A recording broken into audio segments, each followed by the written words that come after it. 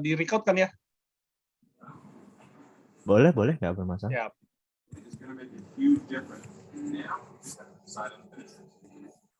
Halo teman-teman, selamat datang di acara ILC, iCommunity Level Up Club. Nah, ILC adalah sebuah program dari iCommunity untuk kita bisa saling belajar seperti itu ya. Nah, perkenalkan buat yang belum kenal, nama saya adalah Juanda Rovelim. Saat ini saya adalah founder dari Kafling Solusi Digital. Kafling Solusi Digital adalah sebuah digital marketing agency yang menangani social media management dan social media campaign dari perusahaan-perusahaan. Saya juga CMO dari PT Karya Anak Milenial Indonesia. Ini adalah usaha saya di bidang food and beverage. Saya juga ada certified trainer, founder dari iCommunity, dan digital marketer. Beberapa karya saya ada buku Digital Marketing in Action yang warna biru, dan sudah terbit cetakan keduanya yang warna hijau.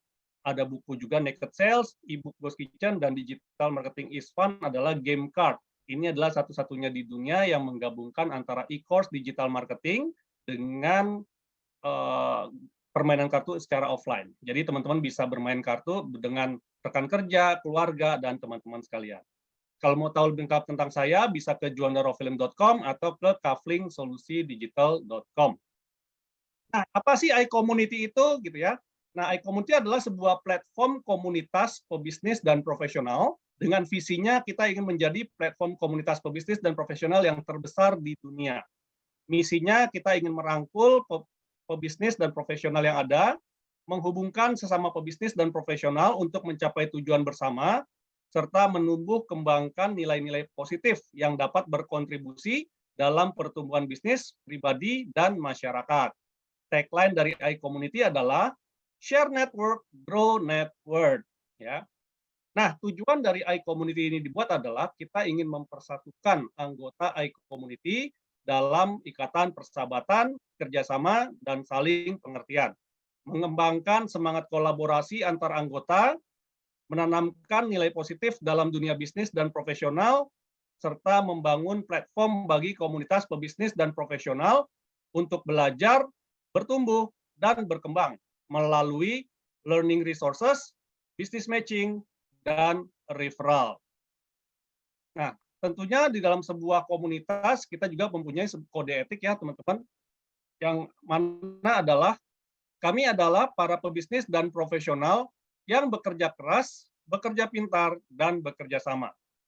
Kami mengedepankan nama baik dalam melakukan usaha dan mengutamakan kolaborasi antar sesama anggota tanpa menjadikan anggota lain sebagai target jualan ataupun berkompetisi dengan tidak sehat.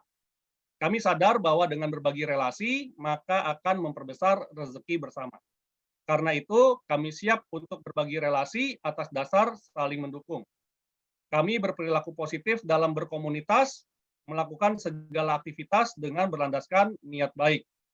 Apabila kami melanggar kode etik ini, kami bersedia ditegur, diperingatkan, bahkan diberi sanksi. Nah, itu adalah sekilas tentang iCommunity, teman-teman. Nah, hari ini kita ingin mendengarkan sebuah sesi sharing ya. Ini adalah sesi sharing yang sangat luar biasa.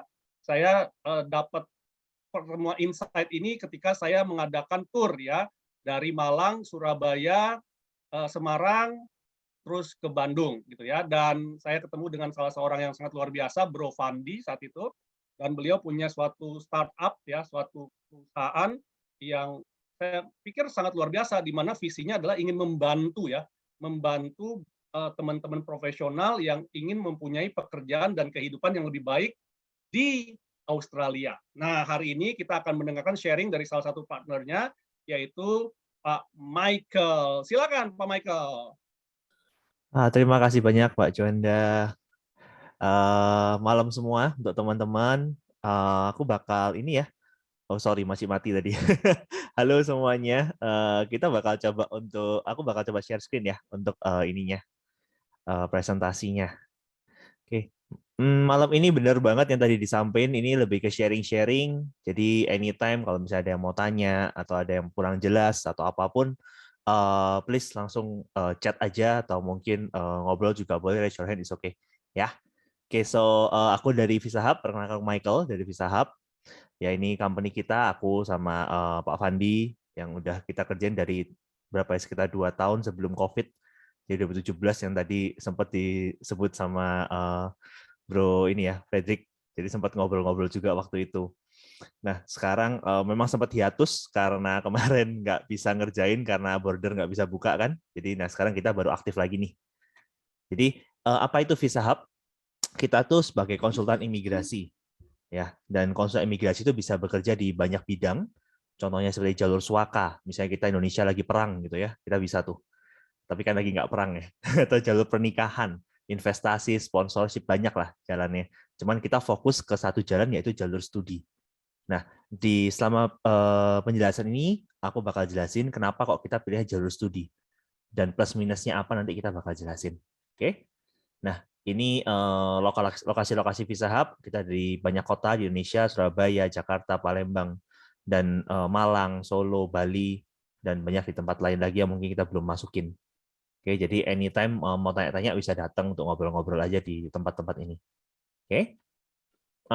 Visi misi kita di sini, visinya tadi mengangkat derajat ekonomi dan pendidikan masyarakat ekonomi menengah dan menciptakan standar baru pahlawan devisa yang dulu mungkin kita tahu cuma TKI TKW aja.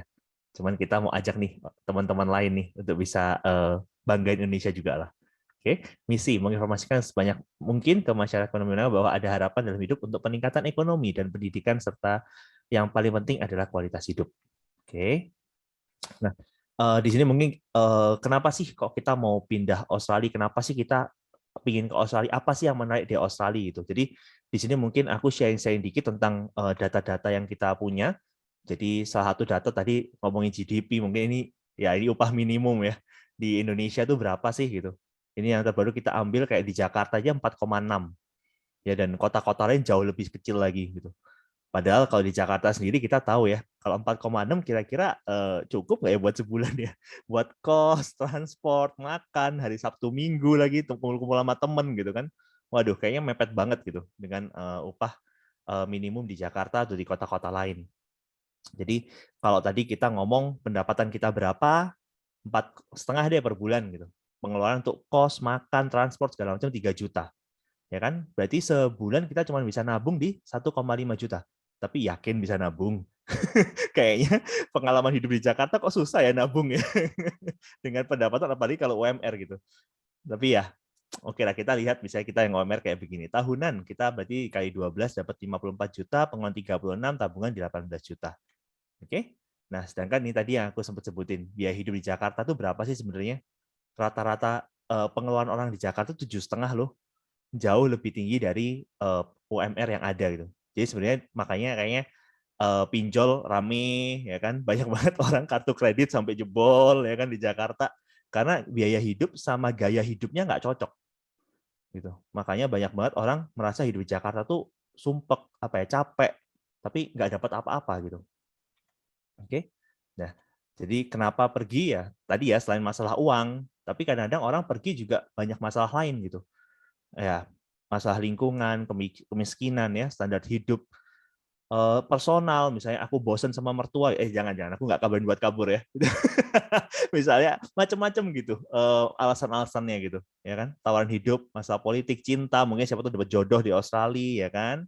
Siapa tahu pengen cari bule, nggak pengen cari orang Indo gitu ya. Jadi reasons untuk bisa pindah itu sebenarnya macam-macam banget. Jadi setiap orang pasti punya keinginan yang berbeda-beda lah, ya kan? Nah, kenapa kita pilihnya ke Australia gitu? Dan kenapa kalau mungkin ada yang udah pernah dengar, kita fokusnya ke Melbourne gitu ya. Jadi kita benar-benar fokus ke kota Melbourne gitu, karena ya kalau kita lihat Melbourne itu pertama the educational state, jadi memang dia kota pelajar. Jadi di mana di situ banyak banget infrastruktur yang membantu pelajar. Tadi ingat ya, kita berangkatin pakai visa studi, makanya kita di sini bahas tentang pelajar juga. Jadi kota pelajar itu enaknya ya itu tadi, infrastruktur ada, ya nanti di belakang-belakang juga pekerjaan jadi banyak gitu, kotanya lebih hidup kayak gitu-gitulah. Oke. Nah, tadi kita udah ngomongin gaji di Indo. Nah, sekarang kita lihat nih, gaji di Australia itu berapa sih supaya kita ada comparison-nya gitu. Di Australia sekarang upah minimal itu di 21,38 dolar per jam. Oke, ini dari web resminya pemerintah. Jadi, aduh enak banget sekarang kalau kita ceritain barang beginian itu kita nggak bisa bohong, karena semua ada di online. Kita nggak bisa bohongin angka dan apapun itu. Jadi di sini kita udah tahu nih UMR-nya segini gitu. Nah, Australia juga kenapa kok kita mau ke Australia, karena Australia adalah eh, salah satu negara dengan gaji per jam tertinggi di dunia gitu. Oke. Jadi kalau kita lihat dibandingin sama gaji Indo itu cuman 1/8. Jadi kita harus kerja 8 kali lebih lama, padahal semua orang cuma dikasih waktu yang sama ya. Dan juga di sini ada Financial Freedom Index, di mana Australia itu ada di nomor 12 dunia, dan Indonesia sekarang di nomor 63 dunia. Jadi jauh banget. Kita makanya kerja berasanya nggak kaya-kaya itu tadi ya.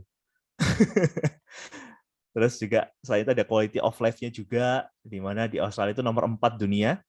Jadi ya mulai dari apa ya, keamanannya, kenyamanannya hidup, polusi ya kan. Minimal Indonesia di nomor di 75. Lumayan jauh. Banyak PR buat Indonesia lah buat bisa lebih maju ya. Nah, di sini dengan pertimbangan itu semua kita bisa lihat nih, kita punya berapa tahun doang sih masa produktif? Mungkin umur 25 sampai 55 ya kan. 30 tahun kita punya masa produktif. Nah, semua orang waktunya tuh sama gitu. Tinggal kita mau pakai selama 30 tahun itu kita mau dapat gaji sebesar apa. Untuk bisa ngitung pendapatan kita bisa semakin besar apa gitu. Nah,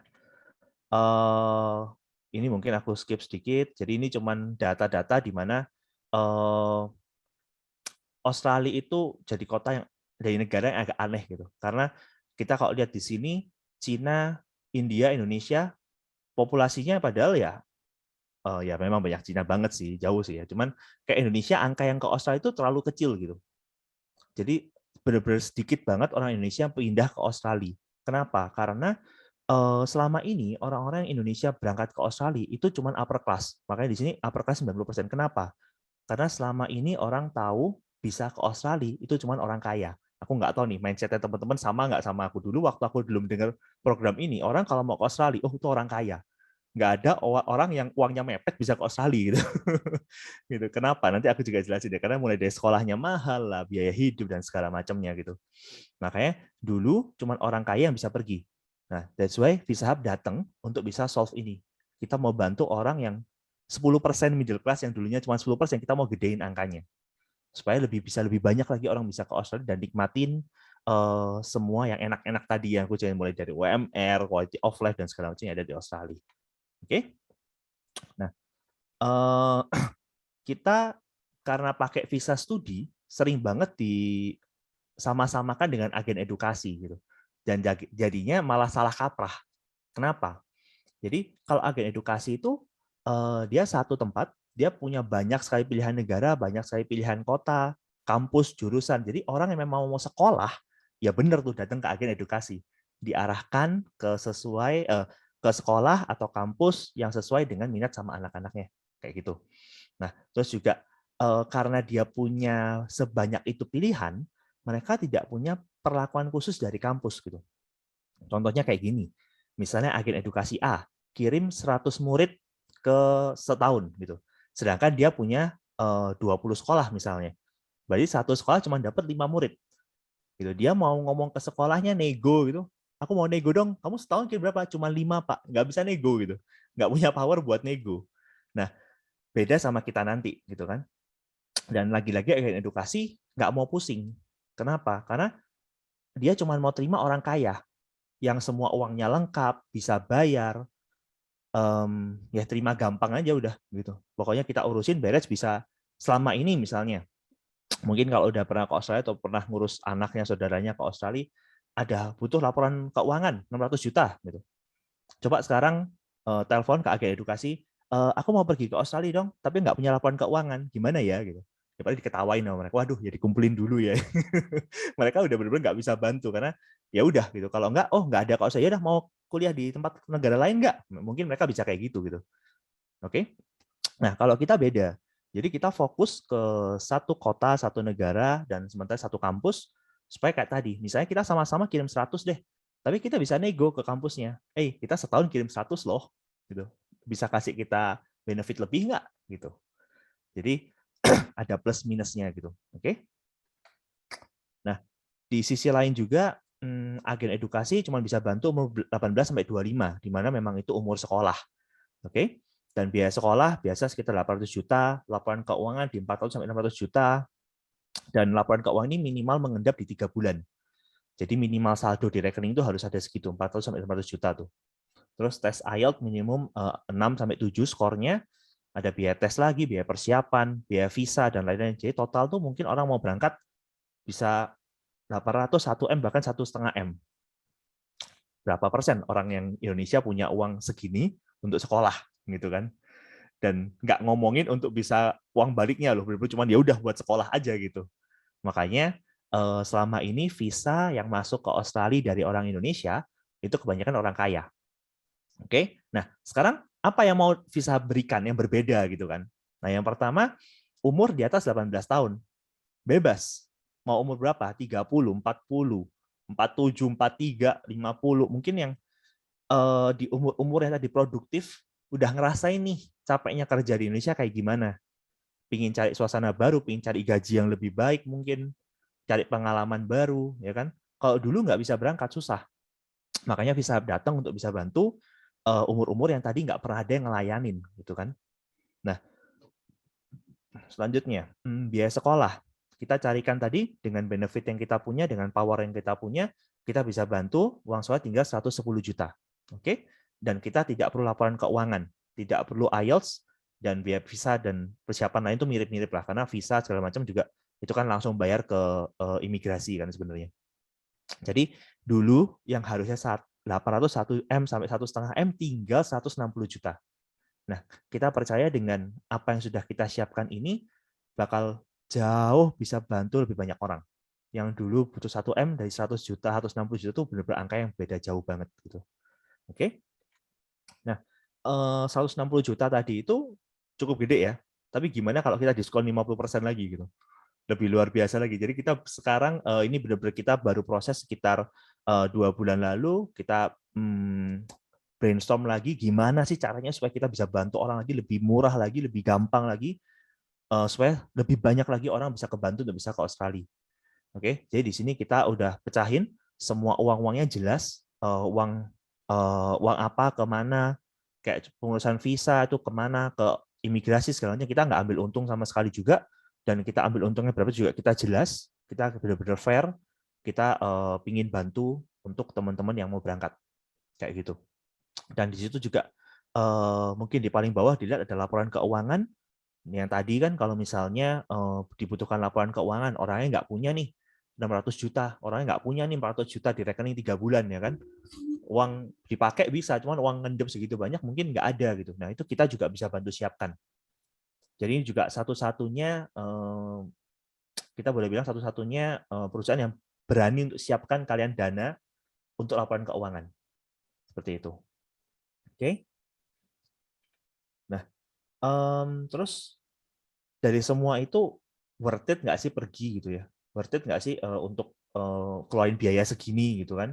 Mungkin kalau di sini teman-teman udah pada bisnis, ya gampangannya pergi ke Australia ini mungkin kalau aku anggapnya sebagai kayak mulai bisnis baru ya. Kita start bisnis baru, anyway kita juga harus kerja, ya kan? Kita tinggal lihat nih BEP-nya kapan gitu kan? Jadi kalau di sini kita lihat ada estimasi income-nya per tahun. Di sini kita sebagai pelajar, ya kan, itu kita ngomong dalam seminggu kita ngomong hari kosongnya 4 hari aja deh, sisa harinya kuliah, ya kan, istirahat dan segala macam. Terus jam kerja 10 jam, upahnya kita ngomong 16 aja deh, nggak usah ngomong 23 yang tadi kita ngomong lebih tinggi kan. Ini kita ngomong di 16 karena mungkin baru belajar, belum dapat kerjaan yang cocok dan lain-lain ya kan. Dan itu total income per minggu 40 jam kali 16 di 640. Per bulannya di 2.500. Berarti sebulan udah dapat 25 juta. Oke. Ini kondisi ketika kalian masuk kuliah. Tapi di kondisi kalian libur. Libur kan udah bebas, nggak ada kuliah, nggak ada apa, kalian udah boleh kerja sampai capek gitu anggapannya. Berarti hari kosongnya 6 hari, seharinya kerja 10 jam, tetap istirahat ya. Ntar kalau itu encok nggak bisa kerja, sakit malah tambah berabe nanti. Tetap harus ada istirahatnya, harus bisa ngerti limit badannya seperti apa gitu. Nah, Upahnya kita ngomong kalau liburan biasa memang lebih tinggi gajinya, apalagi kalau ada event-event biasa itu juga lebih tinggi lagi gajinya. Berarti seminggu bisa dapat 1.440.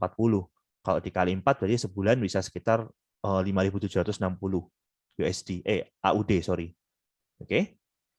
Nah, ini kita masih hitung dengan perhitungan yang kita ngomong sebelum COVID ya. Karena sebelum COVID memang student ada batasannya jamnya, yaitu 20 jam per minggu atau 40 jam per minggu, per 2 minggu gitu kan. Cuman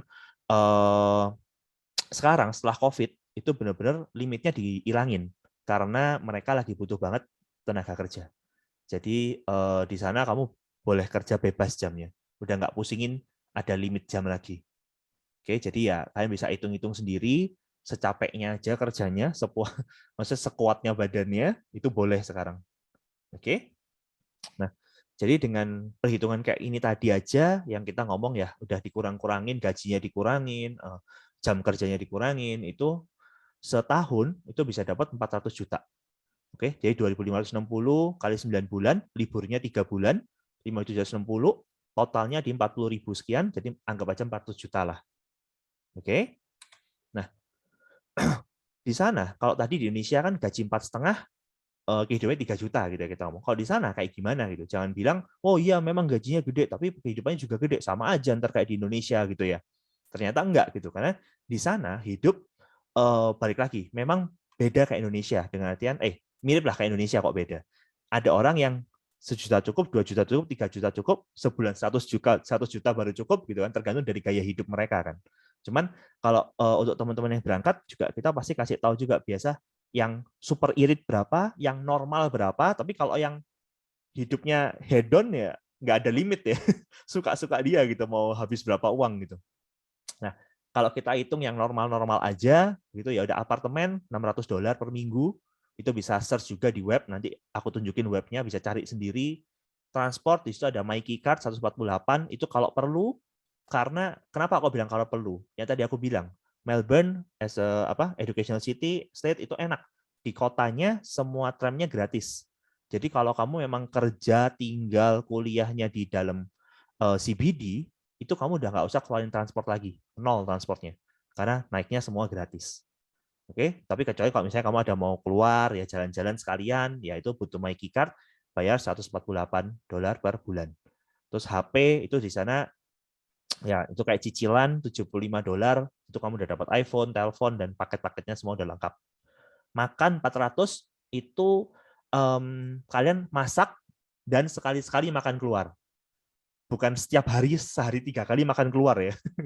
Beda gitu. Itu kalau kayak gitu ya pengeluarannya beda lagi gitu ya. Jadi kalau kita ngomong 400 kita fair aja ngomong itu kamu masak dan sekali-sekali makan keluar.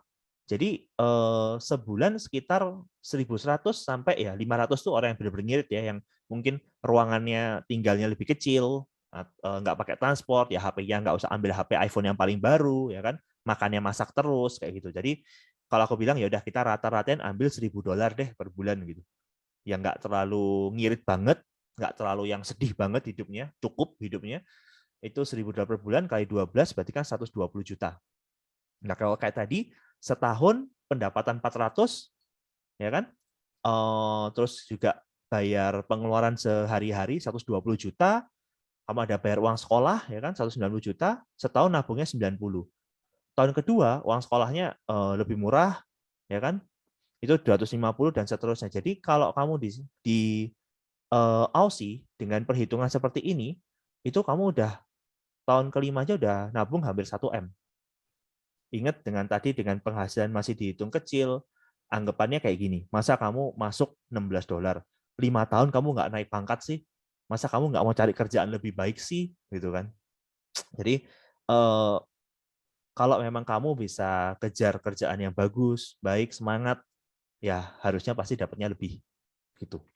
Oke? Nah kalau di Indo gimana Kak tadi? 4,5 juta, pengeluaran 3 juta, kuliah mungkin bayar 5 juta, ya dapatnya 5 tahun cuma 100 juta, 120 juta gitu. Bedanya jauh sekali gitu. Dengan capeknya sama, kerjanya sama, sama-sama kita ngomong sama-sama sambil kuliah gitu kan, ya bedanya jauh banget pendapatannya. Oke, jadi tenaga yang Anda keluarkan bekerja sama, waktu yang Anda punya sama, membedakan ya UMR. Makanya kenapa kita seneng banget untuk bisa ajak teman-teman ke Aussie gitu, karena memang UMR-nya beda jauh banget gitu. Jadi setelah 5 tahun, misalnya 5 tahun di Aussie gimana gitu kan, ya uangnya tadi udah jelas. Ya kalau di Indo kamu nggak bisa beli apa-apa, basically. Kalau di Australia at least, apalagi kalau di sini lihat teman-teman udah jago bisa invest, ya bisa diinvestin uangnya, bisa jauh ada modal untuk bisa invest lebih banyak gitu, ya kan? Terus juga kalau di Aussie kamu masih bisa ada kesempatan untuk jadi PR, ya kan? Atau ya udah lanjut aja kerja sana, nggak usah balik lagi gitu. Kebanyakan sih dari teman-teman kita yang udah di sana udah malas balik ya, udah enak tinggal di sana kayak gitu. Oke, jadi ya kalau kerja di sana membuka kesempatan jadi PR, citizen, terus juga membuka wawasan juga, mungkin beda ya. Di sana multicultural banget, banyak orang dari banyak negara ada semua di sana, belajar bahasa Inggris pastinya, ya kan, networking, mandiri, dan juga uang pasti yang terakhir. Oke, terus biasa banyak orang tanya juga teksnya gimana gitu ya, ada teks. Tapi tenang aja kalau kamu ini aku belum update ya datanya, cuman harusnya nggak beda jauh, itu 0 sampai 18.000 segala macam itu masih nggak ada, dan nggak ada teks, dan kalaupun ada itu ada tax refund nanti di akhir tahun kamu bisa ambil balik lagi teksnya. Oke, jadi nggak usah pusing. Sekalian teksnya diambil, biasa habis itu ada Boxing Day, belanja-belanja habis itu. Barang murah-murah. Oke. Nah, terus juga biasa orang juga banyak tanya kalau kayak kampus ke apa visa pelajar di tempat-tempat lain itu kan setahun cuma bisa berangkat sekali atau 2 kali mungkin. Nah, kalau kita pakai sistemnya namanya rolling intake, jadi kita setiap bulan kita buka kelas. Jadi nggak usah bingung mau berangkat kapan, sesiapnya kalian. Kalian siap, ayo kita proses, ayo kita berangkat. Karena 1 bulan hilang, itu kesempatan uang berapa yang hilang gitu kan. Ngapain kita harus nunggu setahun cuma bisa 2 kali gitu. Jadi kalau contohnya di sini kalau misalnya kamu masuk di Januari, ya nanti kamu lulusnya di Januari lagi. Kalau masuknya di Juni, ya lulusnya di Juni lagi kayak gitu. Oke. Oh ya, di sisi lain juga tadi yang ini juga program baru kita lagi, kita juga berusaha bantuin kalian semua yang mau berangkat, misalnya uang keberangkatannya juga susah, nanti kita bisa bantu kalian kenalin. Ini bukan punya kita ya, kita bantu kenalin ke beberapa fintech yang mungkin bisa bantuin kalian. Jadi kita cuma kenalin, nanti kalian proses sendirilah sama mereka. Tapi at least kalau misalnya kurang-kurang uang dikit buat berangkat, uang saku segala macam, at least mereka bisa bantu. Tapi tetap ini bukan sesuatu yang kita anjurkan, sebisa mungkin uang sendirilah. Karena namanya kamu kalau pinjam uang kan harus ada bunga dan lain-lain kan. Mungkin kalian tambah berat gitu. Ini kalau memang terpaksa, pingin cepet-cepet berangkat, dan memang udah nggak bisa cari lagi uangnya dari mana, ya it's okay. Itu pakai begini. Oke, nah ini ada beberapa syarat-syaratnya, mungkin nggak usah lah, nanti aja. Ini yang tadi aku cerita, kayak tempat-tempat cari kerjanya di mana gitu kan, ada Airtasker, Seek, ini basically kenapa kok aku sampai list kayak beginian gitu, karena dari orang-orang yang berangkat tuh semua bilangnya kayak, aduh di sana dapat kerja nggak ya, aduh bisa kerja nggak ya gitu, susah nggak sih cari kerja gitu ya. Kalau mau siap-siap gampang, tinggal masuk, paling gampang sih Facebook ya, kamu ke Facebook masuk sana grup kerjaan, waduh banyak banget, macem-macem banget gitu kerjaannya. Jadi jujur ngomong, kalau aku di sana kamu nggak dapat kerja, itu artinya kamu nggak cari kerja, bukan nggak ada kerjaan. Kenapa kok aku bilang gitu? Kalau misalnya kerja cuci piring gitu di Indo, pada mau nggak? Muka-mukanya kayaknya bukan muka cuci piring ini ya, nggak mau kayak cuci piring nggak mau gitu. Kenapa gitu? Karena gajinya berapa? Gaji Indonesia cuci piring kamu cuma dapat berapa gitu kan? Tapi kalau kamu ke Australia dengan UMR kayak gitu, cuci piring aja sebulan 40 juta gitu. Mau nggak kira-kira? Ya kalau aku sih mau ya. Kalau aku cuci piring 40 juta sih aku mau-mau aja gitu. Jadi dengan artian di sana apa ya, peluang kerja jauh lebih gede lagi gitu. Karena mungkin kerjaan-kerjaan dulu di Indonesia kita nggak mau kerjain, di sana jadi kita mau kerjain gitu. Tinggal ya kita mau kerjain atau enggak. Tinggal gitu aja. Aku tadi ngomong cuci piring yang paling ekstrem ya, dengan artian kalau sampai kamu dapat kerjaan lagi, at least masih bisa hidup dan masih bisa nabung gitu. Tapi ya kalau lihat dengan skill kalian, misalnya udah pernah ada background sekolah, ada background expertise apa, kan bisa dipakai juga. Jadi masa harus cuci piring gitu kan? Jadi ya kerjaan sangat-sangat luas sih di sana, enak banget. Ini beberapa teman-teman kita yang udah berangkat di sana, dia. Terus juga ini contoh satu apartemen yang aku bilang $600 sebulan tuh kira-kira kayak gini. Ada yang sekamar berdua, ada yang kamar sendiri, tapi mungkin lebih kecil, itu tergantung. Jadi nanti kalian semua cari sendiri di sana. Ini kita cuma bantu tunjukin aja kira-kiranya kayak gimana. Oke. Jadi apakah pasti sekamar harus rame-rame? Enggak juga. Tergantung kalian maunya yang seperti apa. Oke. Nah, ini contoh-contoh harganya lah. Nanti buka di Flatmates, kalian bisa lihat juga harga-harganya gimana di sana. Ini ya kita jalan-jalan di sana. Maka Indonesia banyak, jadi tenang. Ini juga ex murid-murid kita yang ada di sana. Oke. Nah, ini ada saya dan Pak Fandi juga lagi jalan-jalan di sana di MRT. Oke. Kayaknya segitu dari saya. Mungkin bisa ada pertanyaan atau ada yang mau sharing atau apapun. Terima kasih. Oke, luar biasa ya penjelasannya. Singkat, padat, jelas. Dan saya yakin di kolom chat ini udah banyak sekali pertanyaan dan kayaknya memang udah pada niat untuk berangkat ke Australia ini ya. Jadi kita buka aja sesi pertanyaan ya buat teman-teman yang mau bertanya boleh raise hand dulu ya. Nanti kalau sudah saya panggil namanya boleh open mic-nya dan langsung berdiskusi gitu ya. Tetapi Boleh. kalau masih malu-malu ya, kalau masih malu-malu silakan aja tulis di kolom chat. Ini saya lihat di kolom chat juga sudah banyak sekali pertanyaannya dan beberapa juga sudah dibantu jawab oleh Pak Fandi gitu ya. Tapi kita coba rekap nih dari Pak Arjo nih paling atas nih ya. Adakah program visa studi yang biayanya ditanggung 100% Yap. karena kondisi ekonomi belum memungkinkan untuk menyediakan 50 juta? Kalau ada program yang 100% biaya ditanggung, seperti apa prosesnya? Tapi kayaknya nggak ada ya. Sepertinya sementara ini belum ada ya kalau 100%. Jadi jujur ngomong ya, mungkin sedikit sharing juga tentang murid-murid yang udah berangkat gitu ya. Makanya kenapa kok sampai kita sediakan, maksudnya kita sampai usahakan cari fintech, cari segala macam gitu, karena ya ini memang kondisi yang sering banget kita hadapi gitu. Cuman balik lagi gitu, kalau tadi aku ngomong di awal ya memang ini anggapannya kayak bisnis gitu.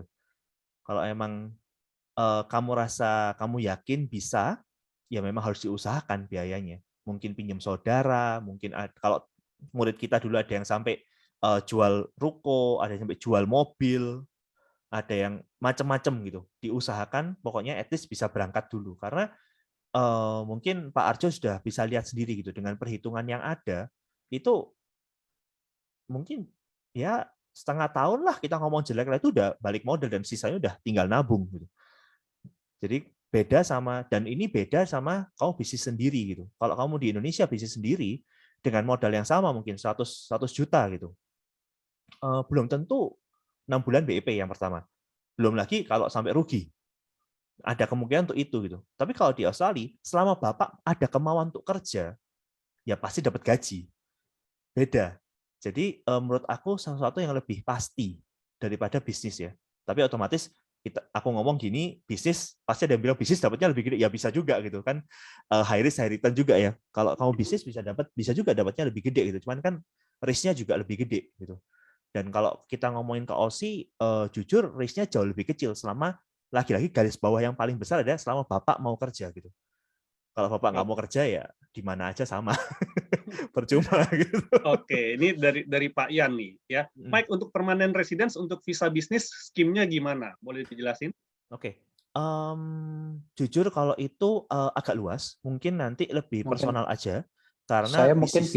mungkin saya bisa Oh itu, bantu Wandi untuk bisa mungkin bantu. Oh ya, Pak Fandi, silakan Pak. mungkin secara aja ya, karena kita di sini kan fokusnya memang untuk visa studi, dan kemudian biasanya dari visa studi itu mereka nanti selama di Australia nanti mengarahnya itu untuk mendapat PR tuh dengan melalui proses gimana.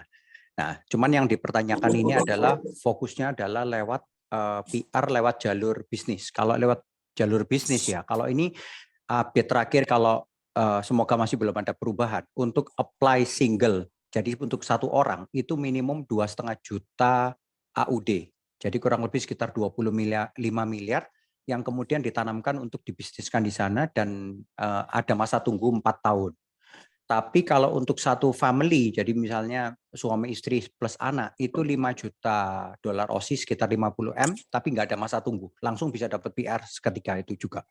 Oleh karena itu, mungkin cuman tertentu aja ya yang orang memiliki kemampuan untuk bisa nge-apply PR-nya melalui jalur itu. Makanya kita lebih banyak PR-nya ini kalau memang mereka melalui jalurnya kita, biasanya yang paling umum untuk bisa nge-apply PR di sana tuh nomor satu adalah employer sponsorship PR.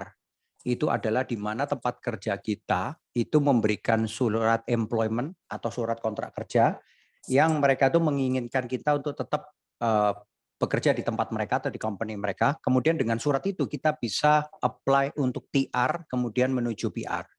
Yang kedua, yang paling banyak sebelum pandemi ini kita berangkatkan ini sudah ada 3 klien kita yang menuju PR itu melalui jalur marriage visa. Jadi mereka kebetulan sampai di sana, mereka berangkat single kan, sampai di sana mereka dapat pasangan, kemudian mereka nge-apply PR lewat jalur tersebut. Kurang lebih kalau secara umum atau cara singkat ya, itu saya bisa bantu seperti demikian. Oke. Nah, ini Pak Arjo lagi nih. Mungkinkah bekerja di Australia tanpa harus berada secara fisik di Australia, semacam virtual gitu ya, yang dikerjakan secara daring dengan bayaran UMR, tetapi tinggal di Indonesia? Kalau ada, seperti apa prosesnya? Oke, sebenarnya bisa-bisa aja. Banyak sekarang ya, teman saya tuh lewat website online, mereka bisa apply untuk kerja bukan hanya di Australia, tapi di seluruh dunia. Tapi saingan kita juga dari seluruh dunia. Biasanya kerjaannya tuh sangat variatif sih, tapi yang pasti itu adalah kerjaan yang membutuhkan kegiatan non-fisik. Jadi contohnya misalnya seperti desain logo atau garapin laporan keuangan, kurang lebih yang bergerak di bidang seperti itu sih. Itu ada, tapi kami kurang familiar ya dengan website-website seperti gimana. Dan itu penghasilannya biasanya per project berapa gitu, mereka tawar-menawar jadinya. Oke. Nah, ini ada lagi dari Pak Hendra. Apakah di sana ada teman atau buddy yang bisa guide kita? Karena kita rantau di sana biar nggak salah pergaulan atau jadi gelandangan. Nggak dingin di sana, Pak. Sebenarnya kita ada tim ya yang ada di Australia, tapi tim kita ini memang mengarahkan untuk supaya mereka basic knowledge untuk infrastruktur di Australia itu mereka paham. Tapi tim kita bukan sampai benar-benar kayak nyariin pekerjaan seperti itu, bukan seperti itu. Karena begitu mereka sudah memiliki visa yang legal untuk bisa sampai di sana, sebenarnya potensi teman-teman klien-klien kita untuk bisa menemukan pekerjaan itu luas sekali sih. Paling sekadar kalau kita as a friend kita bisa suggest mereka ini ada kerjaan cleaning atau ada kerjaan sebagai kitchen hand, kita bisa sharing di grup WA kita yang ada isinya tuh klien-klien atau student-student kita. Siapa yang mau ngambil ya silahkan. Di sana pun cara mencari kerja itu cukup banyak. Salah satunya lagi itu adalah dari teman-teman tempat mereka tuh studi di kampus A, itu teman-temannya itu pasti pada bekerja semua karena tujuan mereka ke sana tuh nggak jauh-jauh beda lah. Intinya kalau ke sana tuh mereka manfaatin izin kerja secara legalnya. Kecuali kalau kampus mereka tuh seperti contohnya kayak Monash Uni atau Melbourne Uni, yang kampus mahal yang biasanya notabene memang orang ke sana tujuannya untuk kerja, budgetnya juga gede. Itu kemungkinan besar mereka justru malah nggak kerja di sana. Mereka studi karena kalau sampai nggak lulus mahal untuk ngulangnya. Tapi kalau di kampus-kampus yang kita ajain kerjasama itu hampir 95% tujuan mereka di sana tuh bekerja. Ketiga, itu mereka bisa dapat dari website-website yang bisa mereka apply untuk ngajarin mereka atau nunjukin mereka ya, mengarahkan mereka untuk dapat pilihan 3 kerjaan. Itu tapi kalau kita sih kurang menyarankan sih biasanya untuk kayak gitu karena kerjaan di sana melimpah sih. Terutama setelah post pandemi seperti sekarang ya. Australia itu kekurangan sekitar 500.000 tenaga kerja imigran sih. Jadi kalau potensi sekarang itu dibuktikan oleh tim kita sendiri. Tim kita sendiri ada beberapa orang yang sekarang posisi sekarang ini bekerja di Australia. Itu untuk 4.000 sampai 5.000 Aussie dollar setiap bulan itu kita cukup confident sih. Kita cukup confident banget. Oke.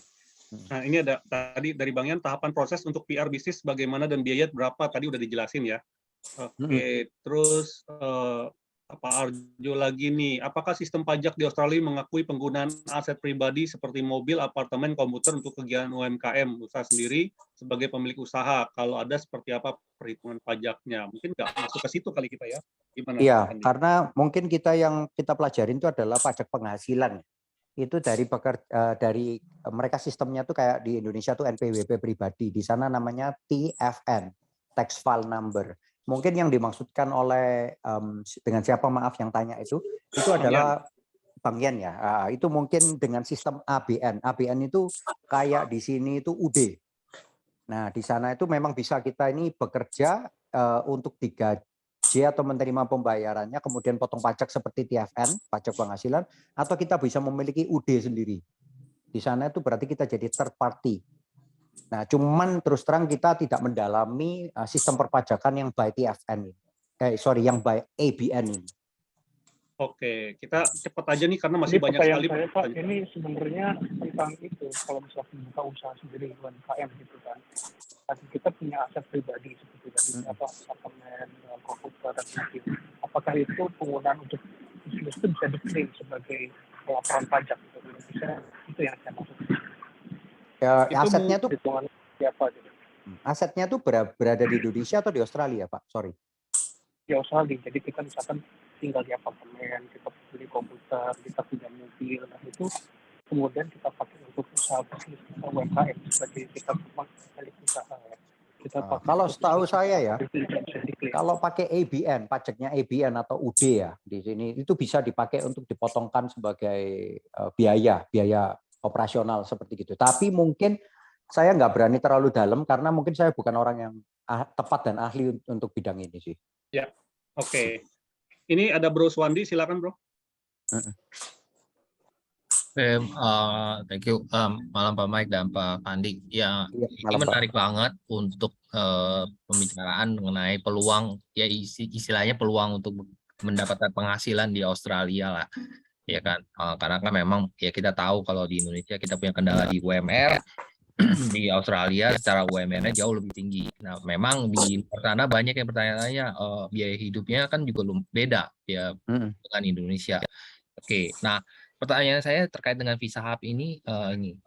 Tadi saya melihat ada beberapa presentation di Visa Hub itu. Sebenarnya kalau Visa Hub dari secara misi adalah lebih membantu teman-teman yang mau berplanning bekerja di luar. Artinya Visa Hub hanya memfasilitasi lewat jalur studi. Nah, jadi setelah dapat visa ya udah itu selanjutnya terserah si ya kliennya lah, mau cari kerja mau nggak mau cari kerja terserah gitu. Intinya kan begitu ya Pak ya. Jadi apa lebih banyak memfasilitasi itu. Nah, pertanyaannya adalah tadi saya sempat lihat ada terjadi yang namanya perbedaan selisih harga Pak.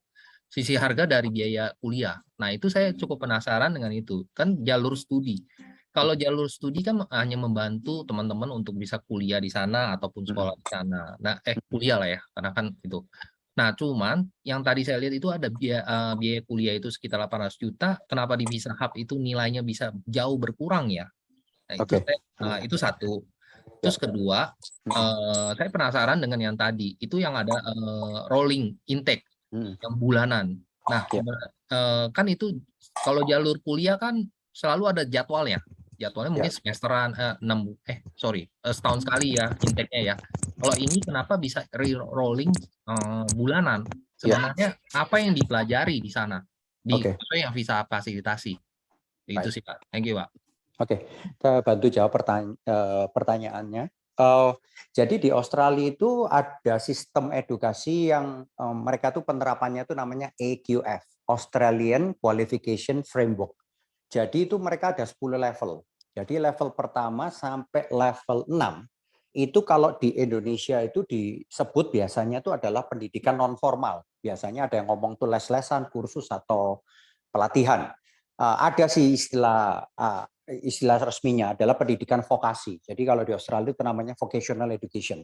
Kalau level 7 sampai level 10 itu masuk academial education. Nah, di sini level 1 sampai level 6 ini kurang lebih pensertifikasiannya itu adalah level 1 itu gelarnya itu sertifikat 1. Sampai level 2, level 3, level 4 itu sertifikat 2, 3, 4. Kemudian level 5 masuk diploma, level 6 masuk advance diploma. Nah, di sini itu kenapa kita bisa membedakan arahnya untuk orang yang studi di Australia lewat agen edukasi kenapa mahal, kalau lewat kita kenapa murah? Karena biasanya agen edukasi itu mereka jualan kampus.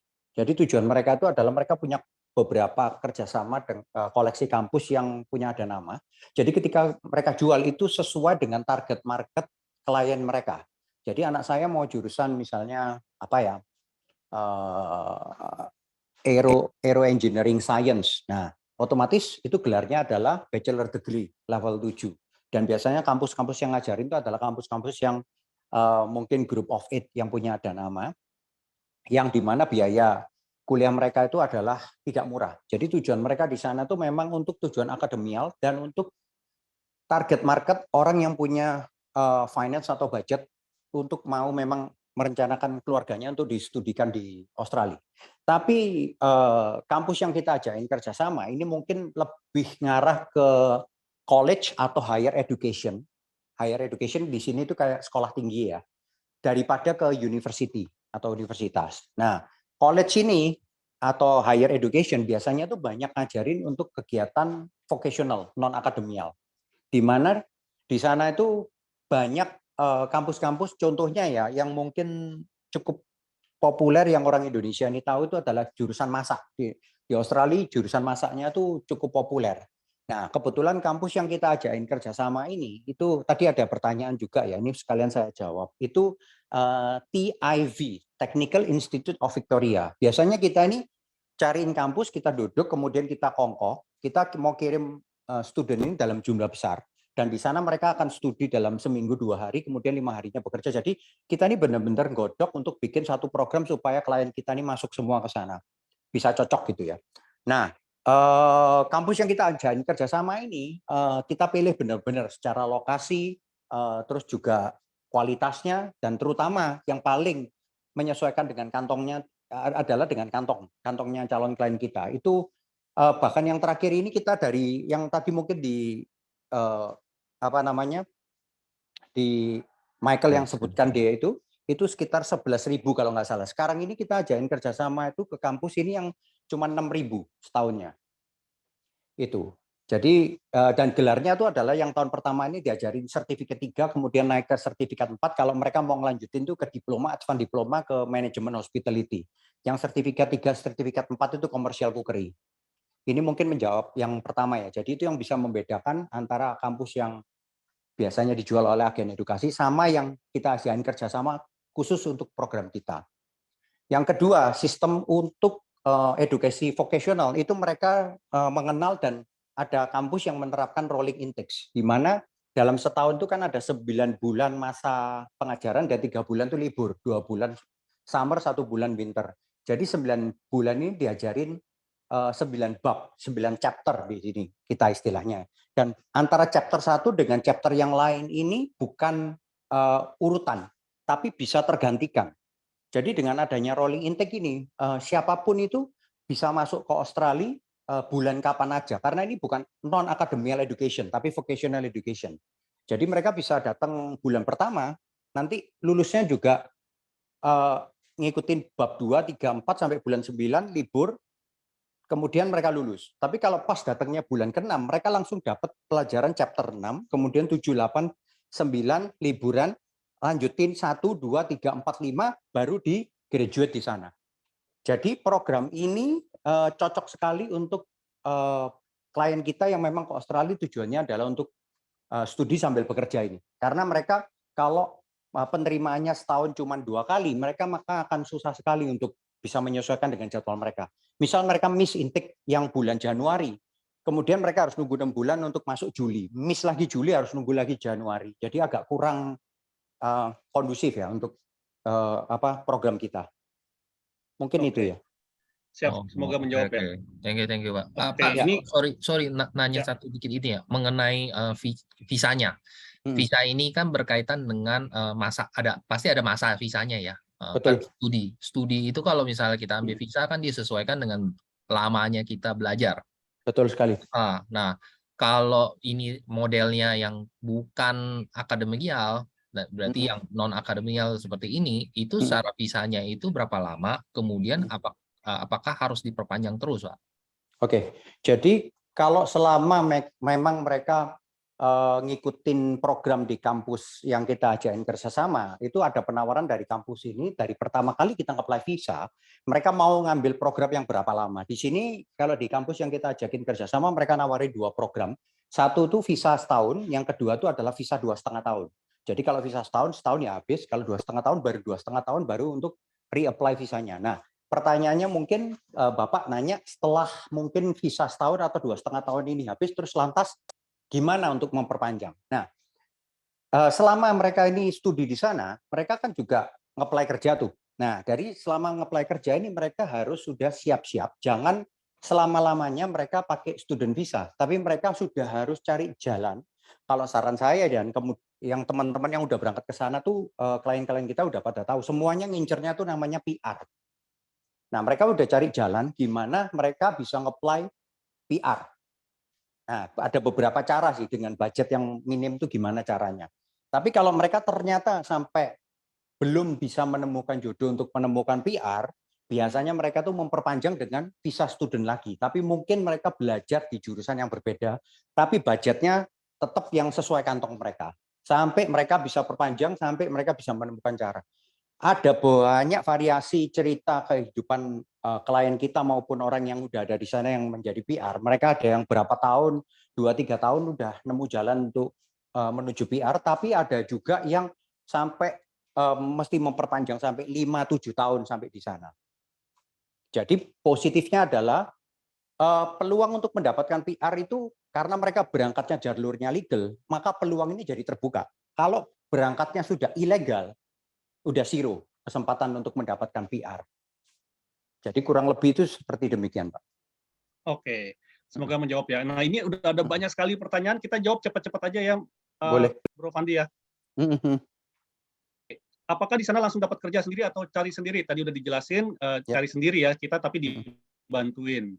Terus yang kerja di Indo lewat internet itu banyak kan desain dan rendering 3D, betul saingan seluruh dunia. Oke, Pak Johannes. Terus Bang Yan, untuk berapa negara bagian seperti Perth kok citizen banyak WNI, mungkin lebih luang chance-nya dapat PR, Tasmania apalagi. Nah, itu gimana tuh? Singkat aja. Oke, jadi di Australia itu sebenarnya tidak ada khusus ya untuk PR mana itu lebih gampang ya, karena PR atau citizenship ini berlaku untuk seluruh Australia. Mungkin tuh kebetulan PR yang kita ketahui karena kita orang Indonesia, kita sering dengar cerita tuh sesama orang Indonesia. Tapi perlu kita ketahui bahwa yang apply PR atau citizenship itu di Australia itu bukan dari Indonesia, tapi hampir dari seluruh dunia.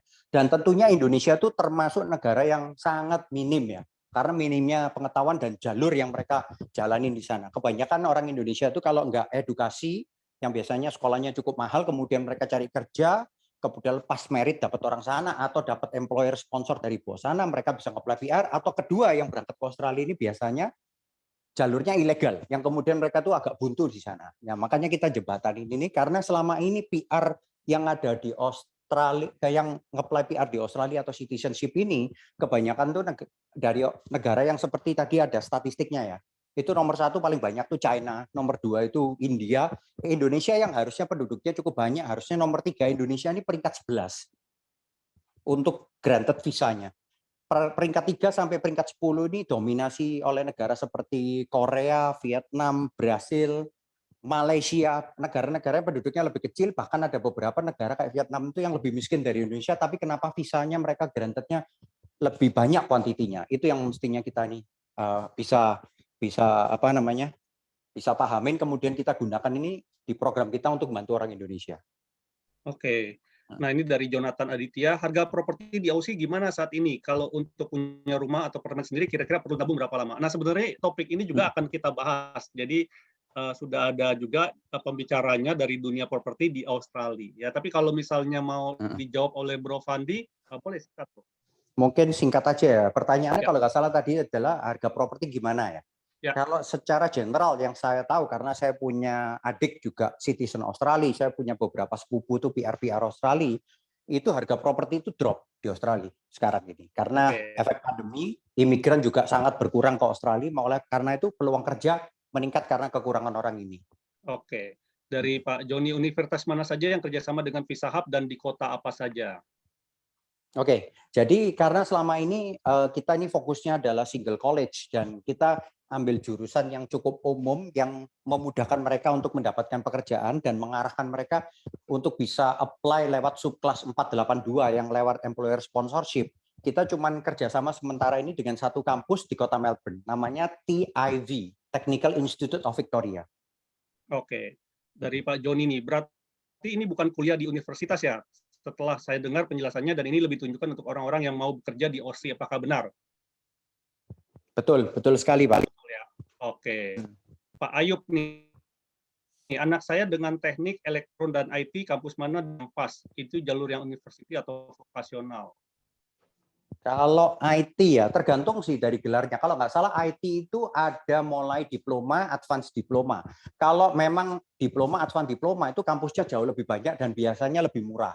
Tapi kalau yang diincar adalah minimum bachelor degree atau postgraduate, apalagi master degree, itu mungkin kampus-kampus group of 8 ya. Itu ada 8 kampus yang ternama di Australia. Yang kayak di Amerika itu namanya Ivy League, di Australia namanya group of 8. Oke, nah ini pertanyaan terakhir pamungkas nih dari Bu Ocha Spencer. Kalau berminat hubungi ke siapa? Nah, boleh mungkin dari Bro Fandi atau Bro Michael boleh ditulis kontaknya supaya nanti kalau ada teman-teman yang minat nih pengen tanya-tanya, nah bisa langsung japri aja gitu ya. Boleh banget. Silakan ditulis. Oke, kayaknya udah nggak ada pertanyaan lagi dari teman-teman. Apakah ada yang masih mau bertanya? Boleh resen. Tadi Delisa ada angkat tangan itu pencet atau apa tuh? Kayaknya mau kita juga. Ada pertanyaan lagi teman-teman? Oke, kalau tidak ada sambil menunggu saya akan sharing sedikit lagi tentang iCommunity. Bagaimana jika ada cara yang murah dan mudah untuk mengembangkan network dan omset bisnis Anda? Pernahkah Anda mengalami masalah-masalah berikut? Misalnya tidak memiliki network yang tepat untuk mengembangkan bisnis, kesulitan dalam mencari relasi bisnis, kehabisan daftar nama dalam memperkenalkan bisnis dan produk Anda, tidak tahu cara memulai komunikasi dengan pebisnis dan profesional, serta bingung cara mengembangkan bisnis ke seluruh Indonesia bahkan dunia. Jika Anda pernah mengalami masalah di atas, maka Anda tidak perlu bersedih karena Anda tidak sendirian. Sebab masalah di atas terjadi pada sebagian besar pebisnis. Dan jika Anda sudah melakukan segala macam upaya, seperti misalnya ikut seminar motivasi, ikut workshop, ikut berbagai macam komunitas, ikut berbagai macam event, ikut berbagai macam bazar, tapi belum bisa menyelesaikan masalah yang ada, maka Anda wajib mencoba cara yang satu ini, yaitu adalah berkolaborasi, berbagi relasi untuk memperbesar rezeki. Karena apa yang Anda lakukan saat ini mungkin baik untuk pertumbuhan diri ataupun bisnis Anda sendiri. Tetapi untuk bisnis Anda bisa besar, Anda butuh berkolaborasi dengan sebanyak mungkin rekan bisnis. Memperkenalkan iCommunity, ini adalah komunitas dan platform digital tempat para pebisnis berinteraksi dan berkolaborasi bagi kemajuan bisnisnya. 3 alasan kenapa Anda perlu join di dalam iCommunity ini. Pertama, ini adalah valuable community, yang kedua adalah quality leads, dan yang ketiga adalah low cost. Kenapa kita sebut sebagai valuable community? Karena di sini teman-teman akan mendapatkan akses untuk bernetworking, akses untuk learning, dan akses untuk berkontribusi. Sedangkan quality leads, teman-teman bisa mendapatkan leads customer baru, leads reseller baru, ataupun leads customer retention. Sedangkan low cost, teman-teman tidak perlu biaya iklan, karena kita bekerja dari word of mouth, dari mulut ke mulut, serta konten-konten premium untuk upgrade skill Anda. Nah, bagaimana iCommunity membantu Anda untuk berkolaborasi dengan sesama pebisnis dan profesional? Kita punya 6 macam kegiatan yang teman-teman bisa ikutin, dan kebanyakan secara gratis ya teman-teman. Yang pertama adalah iCommunity Level Up Club. Ya, ini adalah event mingguan untuk belajar dan saling berkenalan untuk seluruh anggota dan umum. Seperti hari ini, malam hari ini, itu adalah free untuk member dan non-member. Ya. Yang kedua adalah iCommunity Business Matching. Ini adalah event business meeting rutin untuk saling mengenal bisnis sesama anggota untuk mendapatkan hasil maksimal. Meeting hanya diikuti maksimal 10 sampai 15 peserta. Dan ini juga eventnya free, teman-teman ya. Business matching ini eventnya free. Yang ketiga adalah iCommunity one-on-one meeting. Ini adalah one-on-one meeting sesama anggota untuk penjajakan berkolaborasi. Ya, saya yakin setelah dari business matching, teman-teman tahu apa yang mau dikolaborasikan, lanjut aja ke pertemuan one-on-one-nya.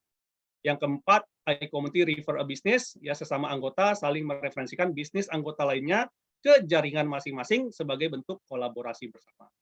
Yang kelima, iCommunity company visit, ini adalah acara bulanan untuk belajar dan mempraktikkan dalam komunitas, serta yang terakhir, iCommunity Business Summit. Ya, ini adalah acara tahunan untuk belajar dan mempererat ikatan dalam komunitas.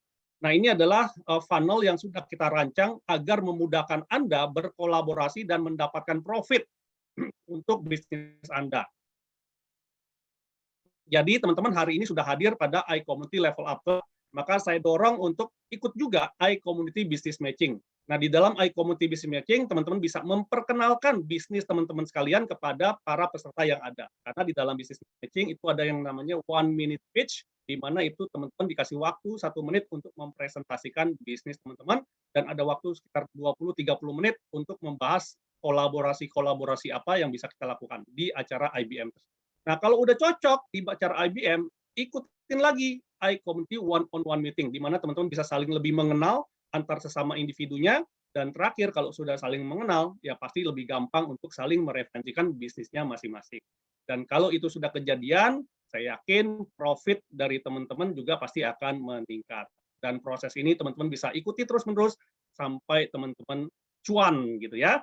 Dan ngomong-ngomong tentang cuan ya, minggu depan nih kita akan ada salah satu tamu kita ya, Pak Gideon Wijaya Ketaren. Ini adalah CEO dari Mounttrack. Bagaimana kita bisa mengolah sampah jadi cuan, teman-teman ya. Jadi inilah salah satu event kita ya, ILC. Dan teman-teman bisa mengikuti ILC minggu depan dengan menggunakan link yang sama. Nggak perlu daftar ulang lagi di website, tapi pakai aja langsung Zoom-nya. Kita itu adalah recurring meeting, teman-teman ya. Dan ini adalah iCommunity Business Matching. Teman-teman untuk mengikuti business matching ini silakan ke iCommunity.id. Nanti di bagian iCommunity.id, teman-teman tinggal klik cari meeting, nanti akan ada jadwal-jadwal meeting yang sudah dibikin oleh member-member yang ada di iCommunity. Nah, ini contohnya ketika iCommunity business matching secara online by Zoom ya. Dan ini ketika kita one-on-one meeting ya, kalau saya punya tagline adalah semua diselesaikan di meja makan, teman-teman ya.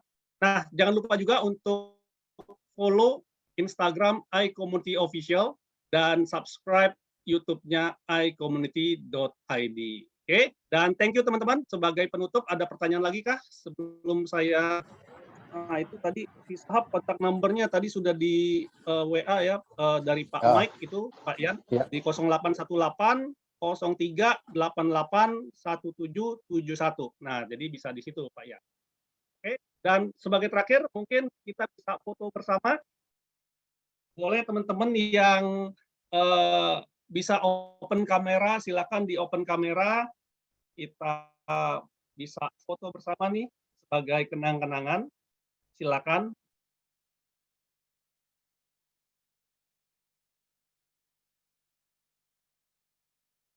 Saya kasih waktu dalam waktu 3 menit. Silakan, silakan. Sudah semua? Sudah ya? 1, 2, 3. Yeay. Dan dengan demikian saya juga undang teman-teman untuk open mic-nya dan sama-sama kita ucapkan terima kasih Pak Mike dan Pak Fandi untuk sharing-nya yang sangat luar biasa. Konsultasi secara langsung silakan kontak WA-nya yang sudah di-share oleh Pak Mike. Terima kasih Pak Mike. Terima kasih Pak Mike. Terima kasih semuanya. Thank you. Oke, kita ketemu lagi minggu depan di jam yang sama, Kamis 19.30. Bye-bye. Bye. Saya Enol ya.